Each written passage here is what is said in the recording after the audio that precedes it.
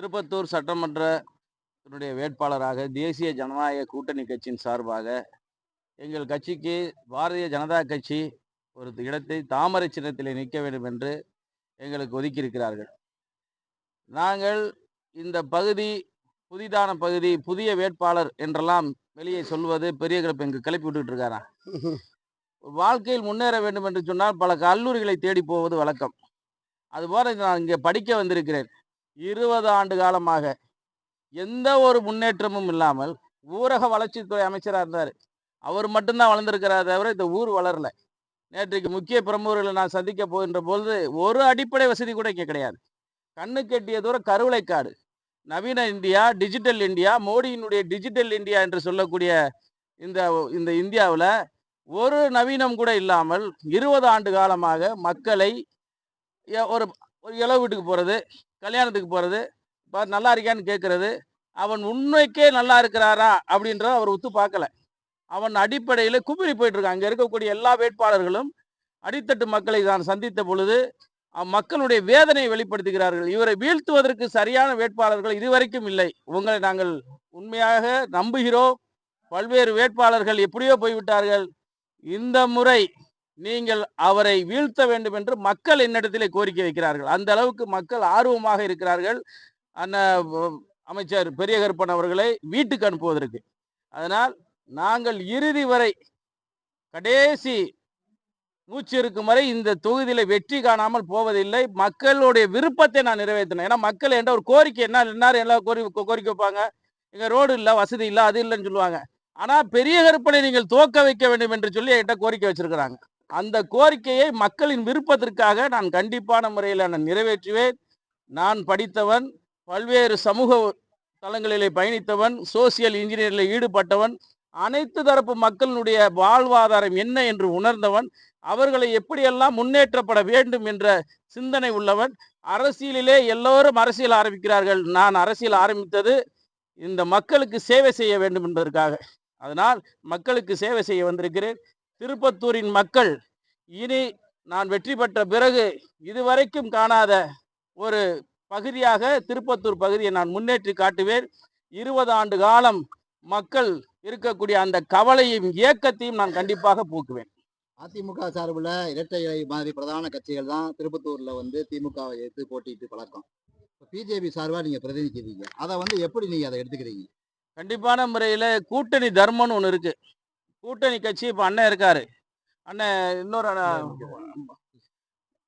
பாஸ்கரனர் எல்லாரும் இருக்காங்க. அவங்க என் கூட இருந்து கூட்டணி தர்மத்தோட வேலை பார்க்கணும். ஒரு ஒரு ஒரு ஒரு மக்கள் விரோத ஒரு நபரை வீழ்த்துவதற்காக நாங்கள் எல்லாருமே ஒன்று சேர்ந்திருக்கிறோம். இதை கண்டிப்பான முறையில் நாங்கள் வீழ்த்துவோம். தாமரை சின்னம் திருப்பூர் சட்டமன்றத்திலே மலரும், திருப்பத்தூர் சட்டமன்றத்திலே மலரும். இந்த திருப்பத்தூர் சட்டமன்றம் என்பது இந்த பகுதியினுடைய டோட்டலாக தமிழ்நாட்டிலேயே இருக்கக்கூடிய சட்டமன்றத்தை விட திருப்பத்தூர் சட்டமன்றம் மிக சிறப்பான முறையிலே செயல்படும். மக்களுக்கான அடிப்படை வசதிகளை செய்து கொடுப்பதில் முன்மரமாக நாங்கள் செயல்படுவோம். தேசிய ஜனநாயக கூட்டணி மாபெரும் வெற்றி பெறும். மக்கள் எல்லாம் இங்க இருக்க கொதிப்பு இல்லை. நான் மக்களை எல்லா பகுதியிலும் நான் பார்க்கிறேன். எல்லா பகுதியுடைய மக்களும் என்ன, ஏங்க ஒரு 2.5 வயசு குழந்தை இந்த நாட்டில் நடமாட முடியுதா? 2.5 வயசு குழந்தை, 7 வயசு குழந்தை இங்க நடமாட முடியல. சரி, குழந்தை தான் நடமாட முடியல அப்படின்னா, முதியோர் காலத்துல கணவர் மனைவியோட இருந்து ஓய்வு காலங்களில் வாழ்வை கழிக்க போகின்ற நேரத்துல 70 வயது பெண்களை கற்பழிக்கிறான், முதியவரை கொலை செய்யறான். இது நாடா? இது என்ன சுடுகாடா? இந்த ஆட்சியை வீட்டுக்கு அனுப்ப வேணாமா? சரி, தரையில தான் இவங்க எல்லாம் இது செய்யறது யாரு? திமுக காரன். திமுக காரங்க தான் அதை செய்யறாங்க. சரி, தரையில தான் பிரச்சனை பண்ணா, ஆகாயத்துல போற பொம்பளை கூட விட, பெண்களை கூட விடுறது இல்லை. அங்க பனிப்பெண்ணை கைப்பிடிச்சு இருக்கிறான். இங்க பெண்கள் வாழ முடியாத நாடாக, தகுதியற்ற நாடாக தமிழ்நாட்டை மாற்றி கொண்டிருக்கிறது திராவிட முன்னேற்ற கழகம். பெண்களுக்கு 1000 ஆண்டுகளில் கொடுக்க முடியாத சாதனையை நான் கொடுத்திருக்கிறேன்னு சொல்றாரு. எது? 5 லட்சம் கடன் வாங்கினதா? 5 லட்சம். இது வரைக்கும் 70 ஆண்டு கால அரசியலில் 70 ஆண்டு கால அரசியல்ல 4.5 லட்சம் கோடி தான் எல்லா அரசியல் கட்சியும் வாங்கியிருந்தாங்க. ஆனா இவர் இந்த திராவிட முன்னேற்ற கழகம் 5 லட்சம் கோடியை கடனா வாங்கியிருக்காங்க அந்த 5 ஆண்டு கால. இது வரைக்கும் 37,000 போஸ்கோ வழக்குகள் இங்கே பதிவாக்கப்பட்டிருக்கு. இதுல பெண்களுக்கான குற்றங்கள் அதிகரிக்கப்பட்டிருக்கு. பாலியல் சிறார்கள் கற்பழிப்புகள் அதிகப்பட்டிருக்கு. இன்னைக்கு அன்பில் மகேஷ் பொய்யாமொழியினுடைய டிரைவர் திருச்சியில் ஒரு பெண்ணை கற்பழிச்சான்னு புகார் நீங்க கேள்விப்பட்டிருப்பீங்க. இங்க இருக்கக்கூடிய அமைச்சர்கள் இருக்கக்கூடிய தைரியத்திலும், திராவிட முன்னேற்ற கழக போலீஸ் துறை மந்திரியாக இருக்கக்கூடிய ஸ்டாலின் இருக்கக்கூடிய தைரியத்திலும், இன்னைக்கு பெண்களுக்கு எதை செஞ்சாலும் இந்த நாட்டில் தப்பிக்கலான்ற ஒரு நிலை இருக்கிறதுனால தான் இங்க குற்றங்கள் ரொம்ப மலிவி போச்சு, கேசுவாலிட்டி ஆயிடுச்சு. இது வரைக்கும் 8700 கொலைகள் நடந்திருக்கு தமிழ்நாட்டில். எந்த ஆட்சியில நடந்திருக்குமா அது? 8700 கொலைகள் இது வரைக்கும் இந்த இந்திய அரசியல் வரலாற்றிலே, தமிழ்நாட்டு வரலாற்றிலே இதெல்லாம் கிடையாது. 8000 கொலைகள் நடந்திருக்கு. எங்க பார்த்தாலும் இன்னைக்கு என்னங்க, ஒத்த பிள்ளைய பெற்று வச்சிருக்கோம். எல்லாரும் ஒரு பிள்ளைய பெற்று வச்சிருக்கோம். அந்த பிள்ளைய அந்த காலத்துல எல்லாம் எங்க அப்பாலாம் ஒரு நல்ல ஸ்கூலை தேடி போய் படிக்க வைப்பாரு. இப்ப எப்ப போற அந்த பையனை எந்த மது குடிப்போர் மறுவாயு மையத்துல என் பையனை நல்லா திருத்துவாங்கன்னு சொல்லி அப்பாலாம் போய் இன்னைக்கு மது குடிப்போர் மறுவாயு மையத்தை தேடிக்கிட்டு இருக்காங்க. ஒரு காலத்துல பாத்தீங்கன்னா எங்க பார்த்தாலும் பள்ளிக்கூடம் இருந்துச்சு. இன்னைக்கு நீங்க பாருங்க, திரும்பி இங்க நான் வரையிலே பார்த்தேன், 4 இது மது குடிப்போர் மறுவாயு மையம் இருக்கு. அப்ப இந்த நாடு எதை நோக்கி போய்கிட்டு இருக்கு? இந்த ஆட்சியை வீட்டுக்கு அனுப்பணும்னா நாங்க எல்லாம் ஒண்ணு சேர்ந்தாதான் முடியும். ஏன்னா இது ஒரு கரப்டட் ஆட்சி. இவங்க அப்பா காலத்துல இது கப்பக்கிழங்கு போட்ட ஆட்சி. ஏன்னா மக்களை ஏமாற்றக்கூடிய பொய்யான வாக்குறுதியில கொடுத்தாங்களே, 5500 சில்லற வாக்குறுதியை கொடுத்தாங்க. ஏதாவது அன்புமணி ராமதாஸ் சொல்லியிருக்காரு பாருங்க, வெறும் 20% வாக்குறுதி கூட இவங்க நிறைவேற்றல. அப்ப திருப்பத்தூர் தொகுதி என்பது இதுவரைக்கும் தொகுதியா இல்ல.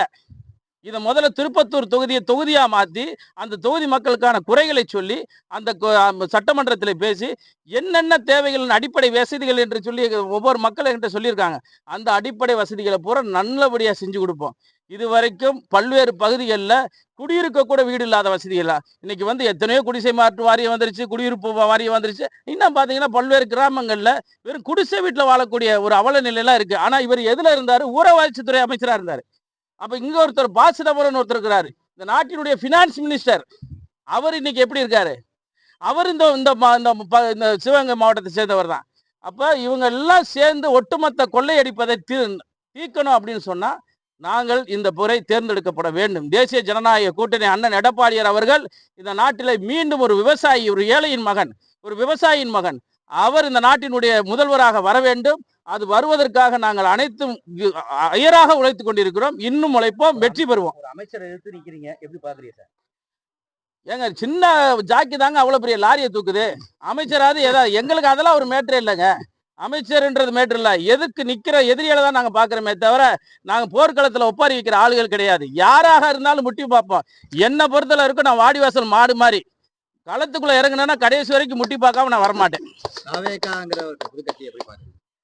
அவங்கள சொல்றதுக்கு என்ன இருக்குங்க? இந்த எலெக்ஷனுக்கு அப்புறம் அவங்க இருக்க மாட்டாங்க.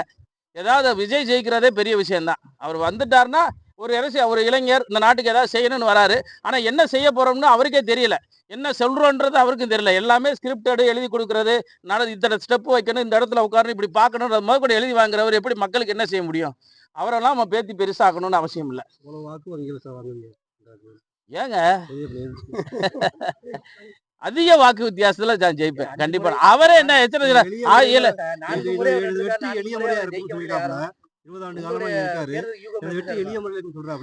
ஆமைக்கு முயலுக்கு நடந்த கதை தான் நடக்கும். அவரை முயலா நினைச்சிட்டு இருக்காரு. ஆனா வெற்றி யாருக்குன்றது அவரே தெரிஞ்சுக்கிடுவாரு.